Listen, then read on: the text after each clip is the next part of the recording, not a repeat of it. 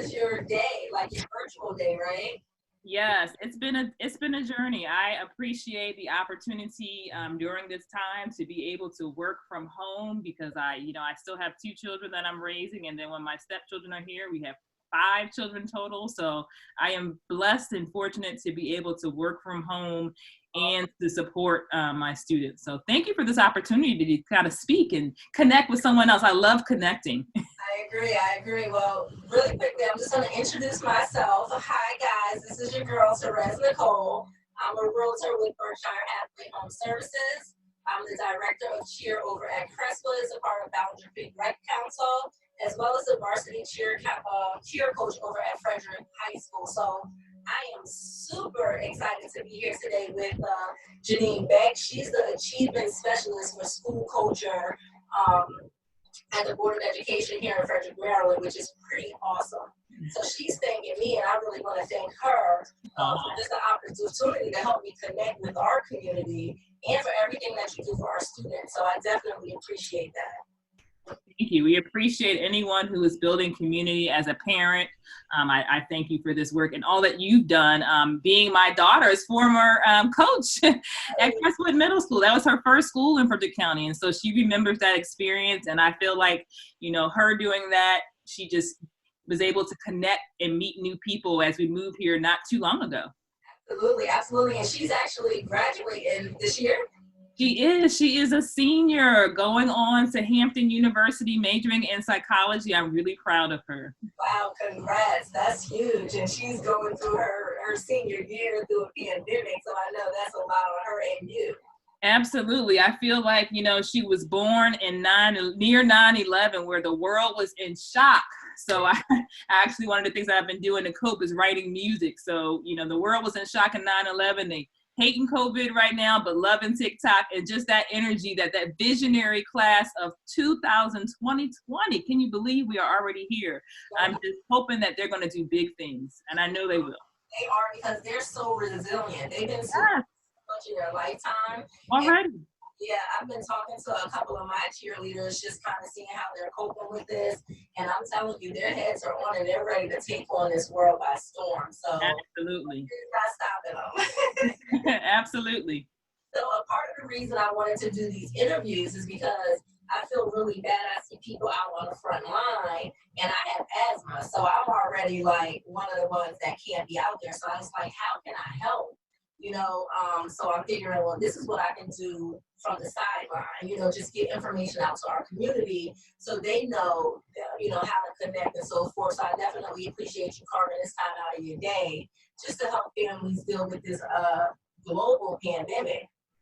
So I know we talked a little bit, we'll just dive right on in. Tell us a little bit about yourself.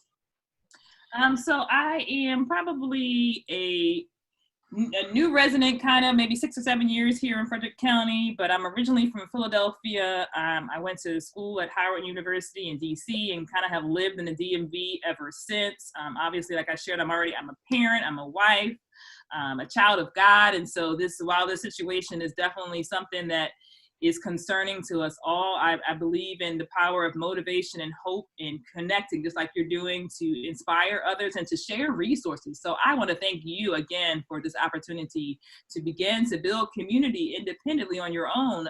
And I think you have already shown us your commitment to the youth in our community through your volunteering and your support and your organizations where you're building and strengthening our communities through cheer and other things and mentoring. So thank you for that. But a little about me. After Howard University, I became a teacher. And honestly, I did not have any licensure experience in terms of being a teacher, but the principal, Dr. Daka at the time, she saw my heart. And I believe that's kind of what has always motivated me to go the extra mile and do whatever it takes for youth. And so I've always had a passion to serve and to help others. Originally, I think I wanted to be a pediatrician, maybe from the Cosby Show, I don't know. But I think everybody growing up wanted to be a doctor. But I went to elementary and middle and high school, and I kind of cultivated myself with arts and music and sports. I did run track. I was never a cheerleader, but I definitely like to be spirited and like fashion oriented. but I really had a passion for just helping and serving others. So in college, I also pledged Delta Sigma Theta Sorority Incorporated, which is an organization obviously to continue with community service and scholarship and sisterhood. And I was fortunate to gain so many sisters across the world. And that is something that even here in Frederick as a transplant, I have so many sisters that I appreciate, applaud for all the work that they are doing in the community. And so it's just been a journey. I was a principal at Ballinger Creek Middle School after serving in Montgomery County as an administrator for many different communities, learning and growing, learning from some of the best leaders there are. And then fortunately was provided the opportunity to serve here in Frederick County Public Schools as a principal. And it was an amazing opportunity, just the connections, the community building, the positive energy that our school district has, the innovation, the leadership. It's just been an amazing opportunity for me. And so right now what I'm doing is just trying to, during the day, my new position after serving 3 years as a principal, I transitioned into the achievement specialist for school culture role, where I am leading a charge of implementation of restorative practices. And restorative practices is doing what you're doing. It's helping schools to really focus on relationships first and community building with all stakeholders, whether that's the parents, the students, or the staff members. And then when there's conflict, and we know, like, even in a family, whether your family is 5 or 15, there's going to be some kind of conflict. And so the issue that we sometimes see in families or schools or organizations is our inability to effectively repair that harm so that the relationships continue and even strengthen. And so what I'm doing is helping schools to kind of look at what they're already doing, because our schools are doing a great job in terms of, managing behavior and instruction and things like that. But restorative practices gives distinct tools to combine with the philosophies of relationships first, community building, and repairing harm. And so I've been fortunate enough to work with a lot of schools across the county and their journey with implementation of that program. Well, that's pretty awesome that you say that community building and you emphasized on that many times. And I know you kind of already explained your role as an achievement specialist, but I'm sure your background as a teacher in Montgomery County, the principal role over at Ballinger Creek Middle School has helped you prepare for this role. Why is this role important to you?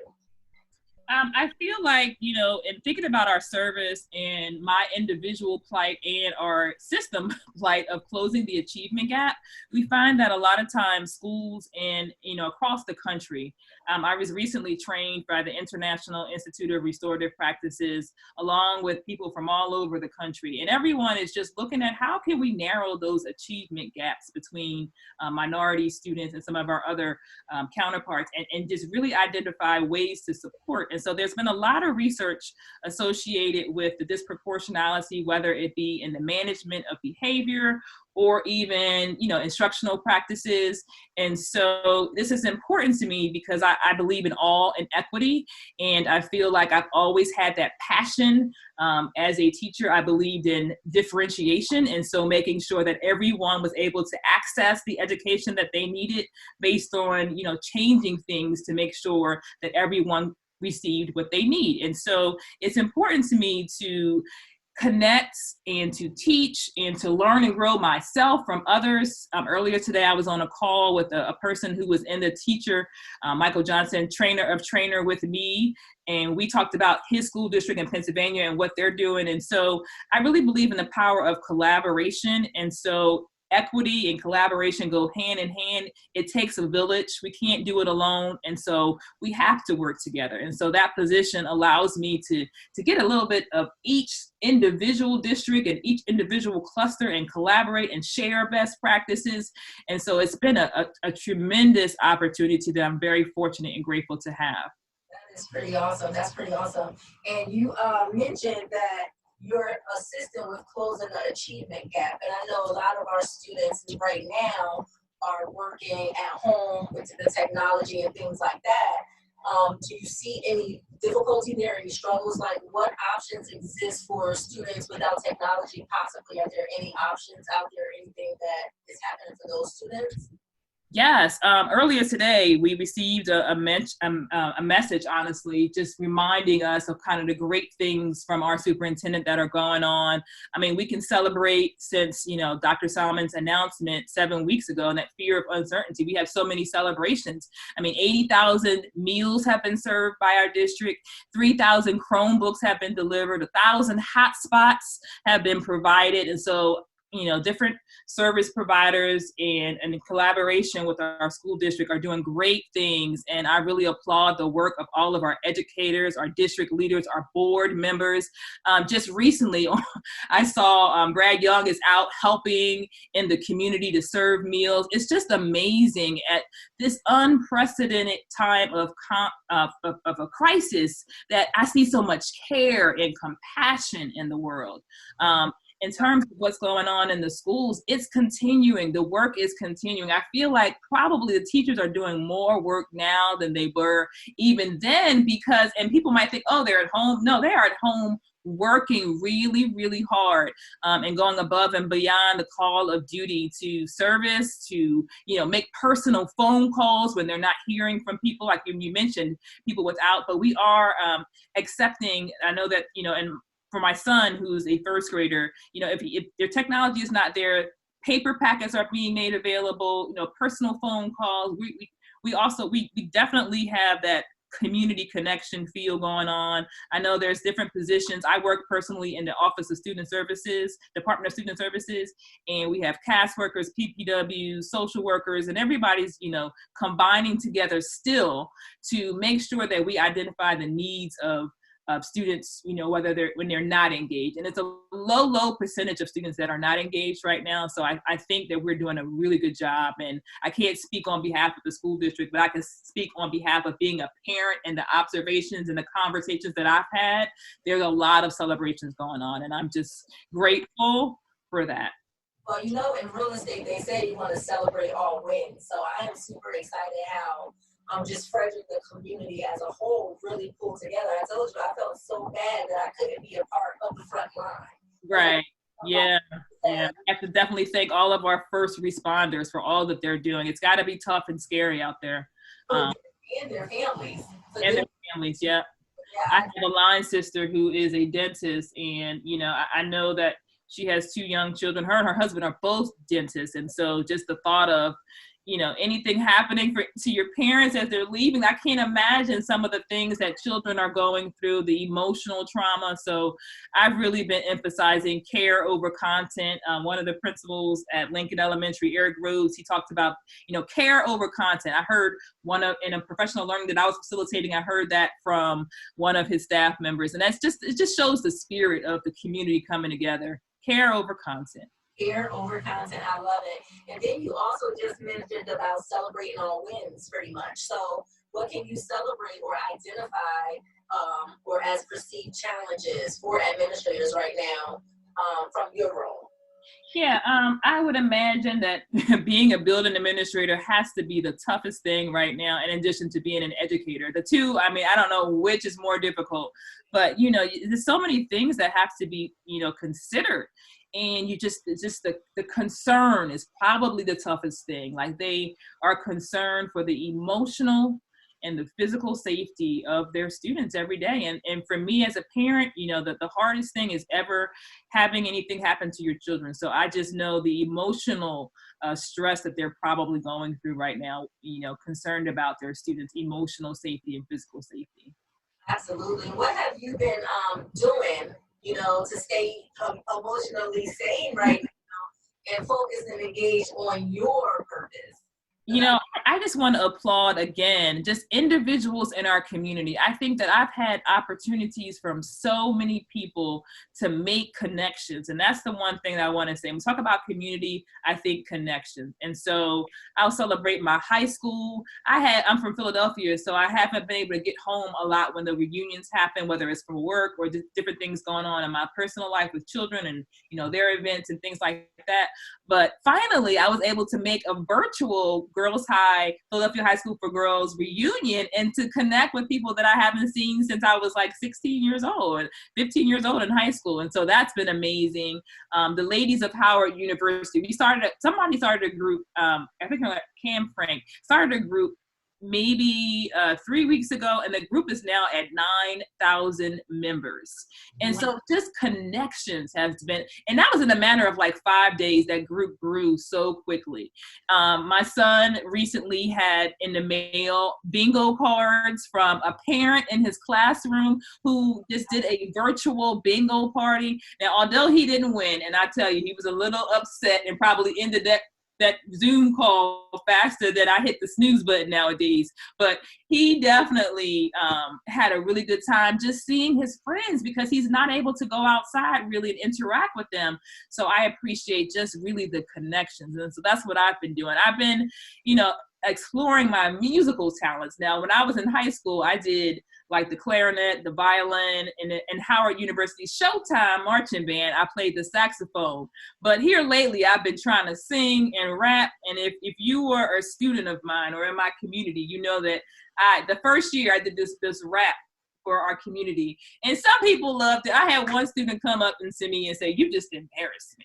But you know what? I find humor in, sometimes it's healthy. And so that's what I try to do sometimes, to really inspire and motivate, because quite honestly, I have lost people, as a result of depression in my life. I had a colleague, a college or high school person commit suicide, and I've had like recently someone pass from Howard University through COVID. And so I believe depression and stress from different things are real, and a lot of people are coping with different things that we may not know about. They might not share. We may see them smiling on Facebook because that's what it is about. It's about showing your best self. It's not about showing the picture when you're crying and hurting. And so I really just and thank God for the connections and the time for pause that people are picking up the phone. People are building, virtual platforms to connect with each other. I had an opportunity to party with my line sister in Chicago, Illinois, virtually, and that was really fun. So just that connection, I think, is really important, and the observation of empathy. People are paying attention to each other and putting themselves in the shoes of others. And that's really important, to be caring as community members. I truly agree.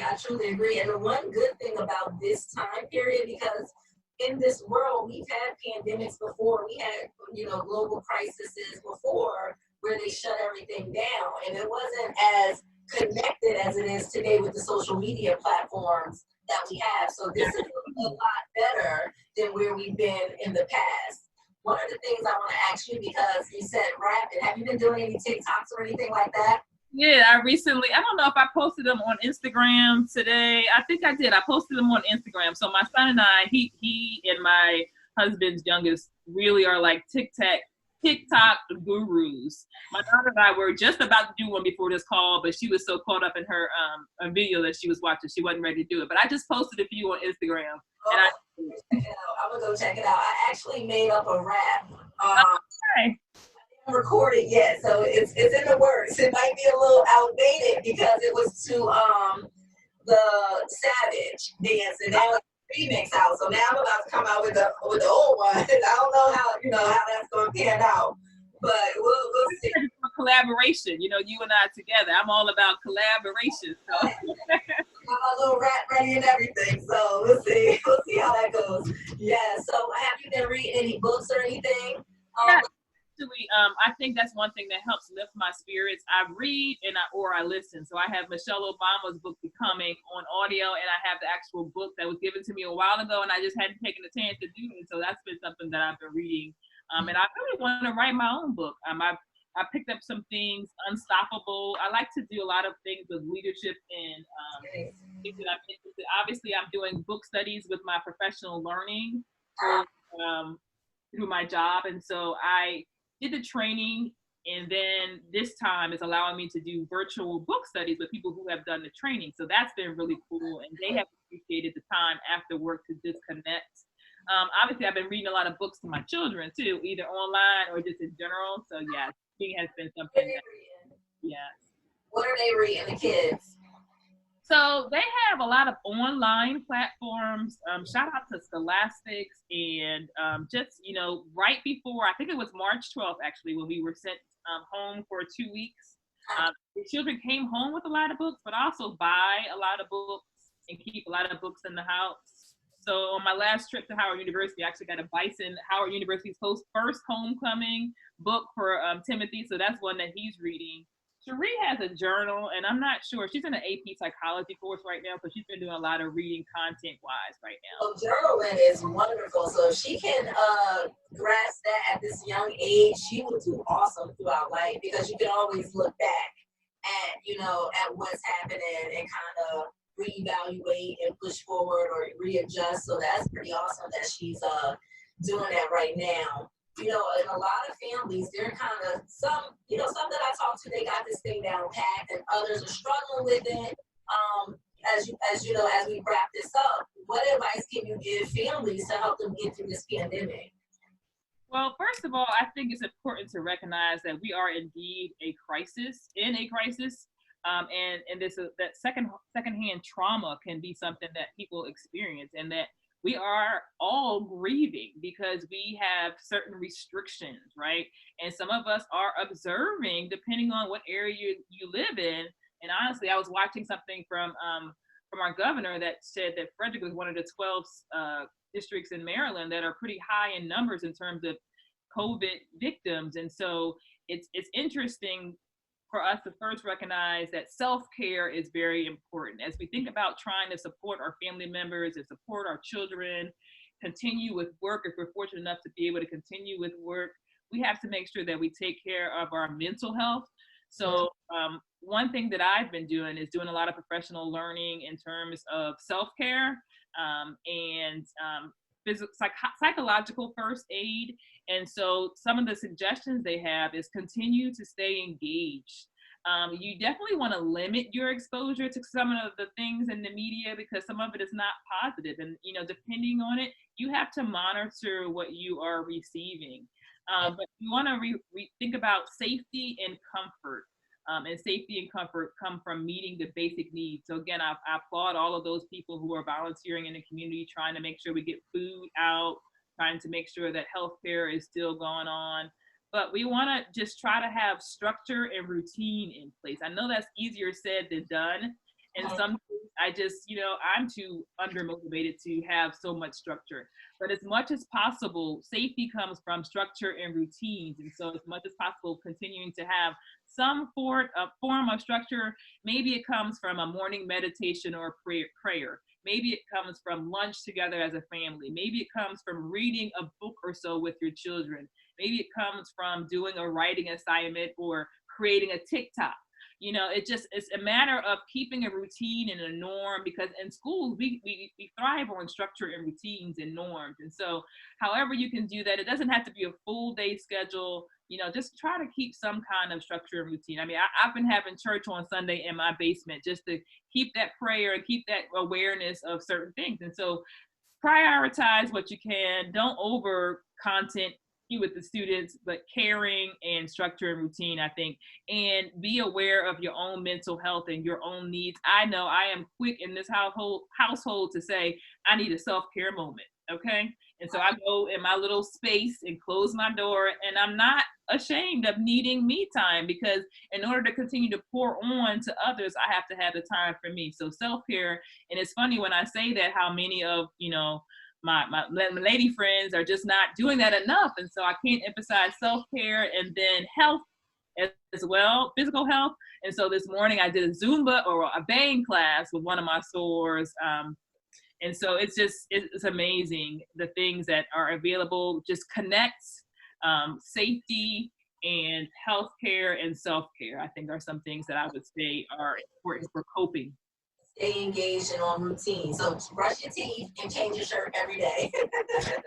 But it's funny that you say first love yourself, because I remember I was flying to Puerto Rico, and on the airplane it was a sign that just said FLY, and I was like, wow. I was reading a book later and it said fly, but it also said first love yourself. And it's really important that you do have that self-care. Absolutely. You know, hopefully everybody's at home. I know the parents are helping with school, probably working, cooking, cleaning, everything, but they definitely have to take some mental time out for themselves. And I know Bob Marley, I love, you know, quoting quotes. I find myself as a quote girl, but Bob Marley says, you never know how strong you are until being strong is your only choice. And absolutely. I was just listening to a sermon from someone from college, actually, and that same quote was there. That is so true, so true. I've also been relying on a lot of quotes, and one of my favorites is it's the decisions and not the conditions that determine our destiny. Oh, so. I love it. Yeah, how we move forward. Like, we can't get stuck here. Yes. I tell my daughter and my son, I said, listen, we are here. So let's grind here. So by the time this is over, when preparation meets opportunity, we're ready for whatever, you know? So now is the time. I'm super excited, but that's everything I have for you. I'm super excited you joined me today. Thank you for blessing the world with this information. And we definitely need to collaborate on something. So I'm super excited. I appreciate that. Again, I thank you for the opportunity. This Sunday at 3, I'm doing, if you check out my Facebook page, Jeneen Cares, I have a page dedicated to kind of the work I'm doing and trying to build community. I'm having a community chat on Sunday at 3. So maybe you can join me for that and connect with some other community members, either here and across the country as well. Love it. Thank you so much for that. I should be on here.